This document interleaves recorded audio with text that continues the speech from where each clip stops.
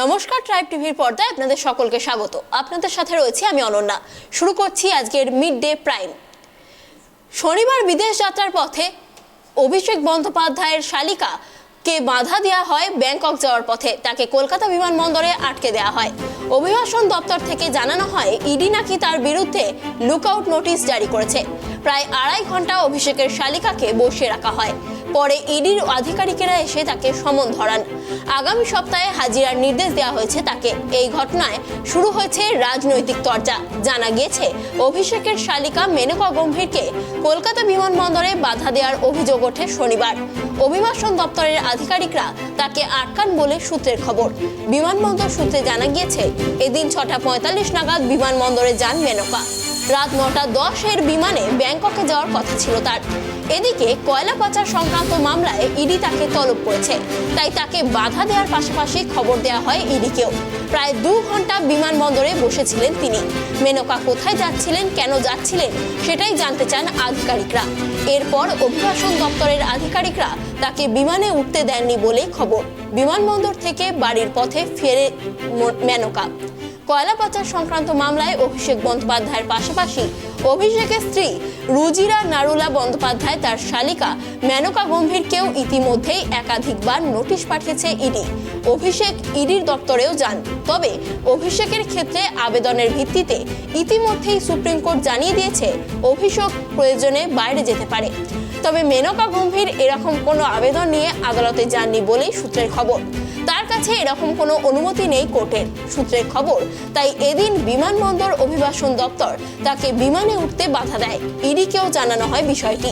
এরপরই ব্যাংকক যাত্রা থেকে বিরত করা হয় তাকে। সূত্রের খবর, ইডির স্পষ্ট নির্দেশ ছিল মেনকা যেন রাজ্যের বাইরে না যান। সোমবার ফের তাকে ইডির দপ্তরে হাজিরা দিতে বলা হয়েছে।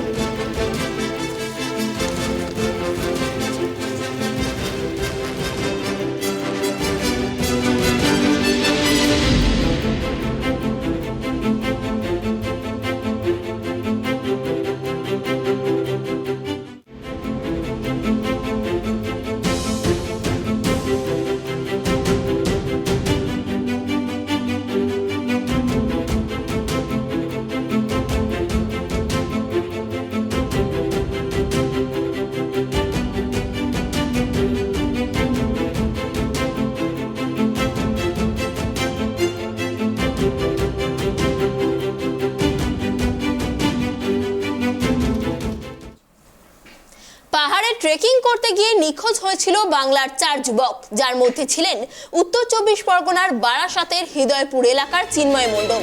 তার সঙ্গে ছিলেন কলকাতার বাসিন্দা অভিজিৎ বণিক, দিবস দাস এবং বিনয় দাস। এই মুহূর্তে সবচেয়ে বড় খবর, হিমাচলে নিখোঁজ হওয়া বাংলার সেই 4 পর্বতারোহীর খোঁজ পাওয়া গিয়েছে। মাউন্ট আলি রত্নি টিব্বায় ট্রেকিং করতে গিয়েই কিন্তু নিখোঁজ হন বাংলার ওই 4 যুবক। প্রত্যেকেই সুস্থ বলে জানা গিয়েছে। তাদের এয়ারলিফট করে আনার ব্যবস্থা করা হচ্ছে। এই মুহূর্তে আমাদের সাথে রয়েছে আমাদের প্রতিনিধি অপু শীল। তার কাছ থেকে আমরা এই ঘটনার বিস্তারিত জানবো। অপু, তুমি কি শুনতে পাচ্ছ? হ্যাঁ, আমরা জানতে পেরেছি যে বাংলার যে 4 যুবক ট্রেকিং করতে গিয়ে নিখোঁজ হয়েছিল তাদের খোঁজ পাওয়া গিয়েছে। এই ব্যাপারে বিস্তারিত কি জানা যাচ্ছে? বাংলার 4 জন আটকে পড়া পর্বতারোহী জীবিত এবং নিরাপদে পাওয়া গেছে। এনফোর্সমেন্ট হেলি অপারেশন চলছে। খুব শীঘ্রই তাকে সরিয়ে নেওয়ার কাজ চলবে। আর ট্রেকিং করতে গিয়ে নিখোঁজ হয়েছিল বাংলার 4 যুবক, যার মধ্যে উত্তর 24 পরগনার বারাসাতের হৃদয়পুরের বাসিন্দা চিন্ময় দাস ছিলেন। পরিবারের লোকজন দুশ্চিন্তার মধ্যে ছিলেন গত কয়েকদিন ধরে। হিমাচল প্রদেশে ট্রেকিং করতে গিয়ে নিখোঁজ হন। সেই সময় পরিবারের লোকজন খবর পাচ্ছিল না, বিভিন্ন দুশ্চিন্তার মধ্যে ছিল। এই মুহূর্তে সকালবেলা আপডেট, তাকে পাওয়া গেছে নিরাপদ স্থানে এবং জীবিত। তাদেরকে নিয়ে আসা হচ্ছে বেস ক্যাম্পে। এই খবর শোনার পরই পরিবারের লোকজন খুশি এবং পরিবারের লোকজন আনন্দিত। আচ্ছা, 4 জনের খোঁজই কি পাওয়া গিয়েছে? 4 জনের খোঁজই পাওয়া গেছে। 4 জনই এই মুহূর্তে নিরাপদ স্থানে রয়েছে। তাদেরকে বেস ক্যাম্পে নিয়ে আসার কাজ চলছে। 3-4 ঘন্টা লাগবে সময়, তারপরেই নিয়ে আসা হবে তাদেরকে বেস ক্যাম্পে। তার মানে তারা কি কোথাও আটকে পড়েছিল যে কারণেই তাদের খোঁজ পাওয়া যাচ্ছিল না? হ্যাঁ, তারা আটকে পড়েছিল ট্রেকিং করতে গিয়ে। ওয়েদার খারাপ ছিল, ঠিক আছে। পুরো বিস্তারিত খবর এখনো পর্যন্ত এসে পৌঁছায়নি। আমাদের কাছে যেইটুখানি আপডেট আছে, এই মুহূর্তে আমরা বাড়িতে এসেছি, বাড়ির লোক যেইটুখানি খবর দিয়েছে সেইটুখানি এখন নিরাপদ স্থানে রয়েছে। এরপরে তাদেরকে বেস ক্যাম্পে আনা হবে। দুজন তো অসুস্থ হয়ে পড়েছিল, যারা যেই দুজন যায়নি সেই দুজনের কাছ থেকেই খবর পাওয়া যাচ্ছে তারা আপাতত সুস্থ আছে। শেরোপা যে ছিল 4 জনের সঙ্গে, সেই শেরোপাও নিচে নেমে এসেছিল, তাদেরকেও খুঁজে পাওয়া যাচ্ছিল না। শেরোপা এসে দুজনকে খবর দেয়, তার দুজন সঙ্গীকে। সেই শিরোপাও এখন বলছে যে আনুমানিক 6 ঘন্টা থেকে 7 ঘন্টা লাগতে পারে নিরাপদ স্থানে আসতে। ধন্যবাদ তোমাকে। গত 7ই সেপ্টেম্বর কিন্তু চিন্ময় সহ মোট 4 জন মাউন্ট আলী রোদনি টিব্বার অভিযানে রওনা দেন। অসুস্থতার কারণে বাকি 2 জন শেরপার সঙ্গে বেস ক্যাম্পেই ছিল, কিন্তু 24 ঘন্টা পেরিয়ে গেলেও 4 পর্বতারোহী বেস ক্যাম্পে না ফেরায় দুশ্চিন্তায় পড়েন বাকি 2 জন। এরপরে কিন্তু শেরপার নিচে নেমে স্থানীয় প্রশাসনকে বিষয়টি জানায়। এরপরই বাংলার ওই নিখোঁজ 4 যুবকের খোঁজ চালানো হয় প্রশাসনের তরফ থেকে। আজ এই মুহূর্তে সব থেকে বড় খবর যে তাদের খোঁজ পাওয়া গিয়েছে, তাদেরকে এয়ারলিফট করে নিয়ে আসার ব্যবস্থা করা হচ্ছে। 6-7 ঘন্টা সময় লাগবে তাদেরকে নিরাপদ স্থানে নিয়ে আসতে, এবং তাদের 4 জনেরই খোঁজ পাওয়া গিয়েছে। তারা 4 জনই সুস্থ অবস্থায় রয়েছে।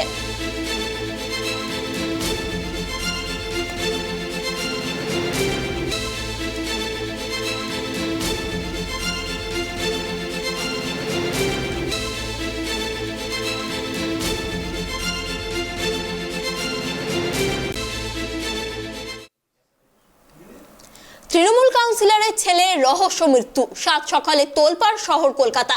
সূত্রের খবর, কলকাতা পুরসভার 133 নম্বর ওয়ার্ডের কাউন্সিলর রঞ্জিত শীলের ছেলে পিন্টু শীলের ঝুলন্ত দেহ উদ্ধার হয়েছে তার অফিস থেকে। এই ঘটনায় রীতিমতো শোরগোল পড়ে গিয়েছে। ইতিমধ্যেই দেহ উদ্ধার করে ময়নাতদন্তের জন্য পাঠানো হয়েছে। কী কারণে এই মৃত্যু, সেই প্রশ্নের উত্তর খুঁজছে পুলিশ। প্রাথমিকভাবে পুলিশের অনুমান আত্মঘাতী হয়েছেন তিনি, যদিও ময়নাতদন্তের রিপোর্ট না আসা পর্যন্ত কোনো কিছুই নির্দিষ্ট করে বলা সম্ভব নয় বলে পুলিশের তরফে জানানো হয়েছে।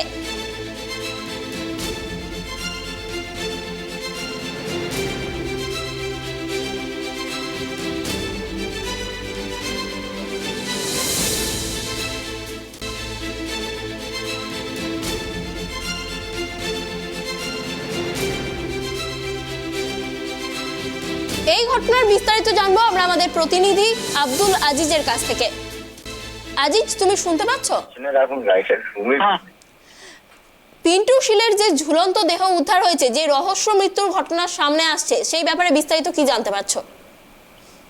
দেখো, রঞ্জিত শীল বড় চেয়ারম্যান গার্ডেন রিচ অঞ্চলের, তার ছেলে পিন্টু শীল গতকাল নিজের ফ্ল্যাটে তিনি গলায় দড়ি দিয়ে আত্মঘাতী হয়েছেন। এবং গতকাল রাতে যখন এই ঘটনা, পিন্টু শীলের যিনি স্ত্রী ছিলেন তিনি পিন্টু শীলকে এই অবস্থায় যখন দেখেন, তারপরে তিনি রঞ্জিত শীল তাকে ফোন করেন এবং পরবর্তীতে পিন্টু শীলকে নিয়ে যাওয়া হয় CMRI হাসপাতালে, এবং সেখানে নিয়ে গেলে চিকিৎসকরা তাকে মৃত বলে ঘোষণা করে। এবং যেমনটা রঞ্জিত শীল চেয়ারম্যান তিনি যেমনটা জানাচ্ছেন যে ছেলের মধ্যে এমন কোনো অস্বাভাবিক জিনিস তারা কিন্তু লক্ষ্য করেননি, বা তারা টেরই পাননি যে ছেলে এরকম একটা বড় পদক্ষেপ নিতে যাচ্ছে, এবং কি কারণে সে এই আত্মহত্যা করলো সেটা নিয়ে কিন্তু এখনো যেমন ধোঁয়াশায় রয়েছে তার পরিবারের লোকজন, তেমনই কিন্তু ধোঁয়াশায় পুলিশ। ইতিমধ্যেই তদন্ত করা শুরু হয়েছে, বডির পোস্টমর্টম হবে এবং তারপর পোস্টমর্টম রিপোর্টেই কিন্তু আরো বেশ কিছু জিনিস স্পষ্ট হবে যে আদতে এটা গলায় ফাঁস লেগে মৃত্যু নাকি অন্য কিছু। তবে প্রাথমিকভাবে পুলিশের যেটা অনুমান যে গলায় ফাঁস লেগেই তার মৃত্যু হয়ে, এবং এটাই যেটা তার পরিবারের তরফ জানানো হচ্ছে আচরণের মধ্যে, তার বডি ল্যাঙ্গুয়েজ, তার বিহেভিয়ারের মধ্যে কিন্তু সেরকম অস্বাভাবিক কিছুই তারা সে অর্থে লক্ষ্য করেননি, এবং যার জন্য এই মৃত্যুটা তাদের কাছে আরো বেশি শকিং, এবং তারা এটা ভেবেই পাচ্ছেন না যে এরকম এত বড় একটা পদক্ষেপ তাদের পরিবারের ছেলে নিয়েছে।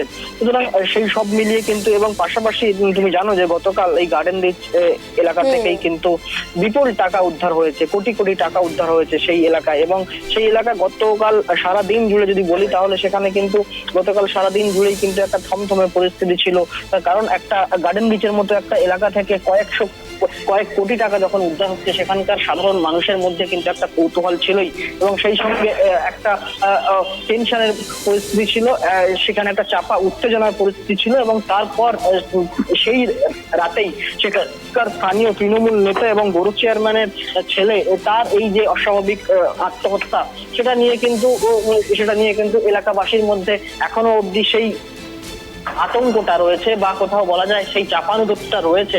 যদিও দুটো ঘটনাকে একই করে দেখার মতো কোনো বিষয় নয় বলেই দাবি করা হচ্ছে এখনো পর্যন্ত, এবং দুটো পৃথক পৃথক ঘটনা কিন্তু পুলিশ তদন্ত করছে। এবং পোস্টমর্টম রিপোর্ট যখনই পুলিশের হাতে আসবে এবং পুলিশ যত তদন্ত এগিয়ে নিয়ে যাবে, তখন তারা আরো বেশি স্পষ্ট হবে যে কি কারণে পিন্টু শীল এরকম একটা পদক্ষেপ নিয়েছিল। একদমই তাই, অনেক ধন্যবাদ তোমাকে আজিজ। আমরা যেমনটা জানতে পারলাম যে রঞ্জিত শীল, তৃণমূল নেতা রঞ্জিত শীলের ছেলের রহস্য মৃত্যু ঘিরে কিন্তু এলাকায় তীব্র উত্তেজনা ছড়িয়ে পড়েছে। গতকালই কিন্তু সেখানে বিপুল পরিমাণ টাকার সন্ধান পাওয়া গেছে। গার্ডেন রিচে কিন্তু গতকাল ইডির আধিকারিকেরা হানা দিয়েছিলেন এবং বিপুল পরিমাণ টাকা উদ্ধার হয়েছে। তারপরই সেই রাতেই তৃণমূল নেতার ছেলের রহস্য মৃত্যুর ঘটনা, যা কিন্তু রীতিমতো প্রশ্নচিহ্নের মুখে ফেলে দিচ্ছে।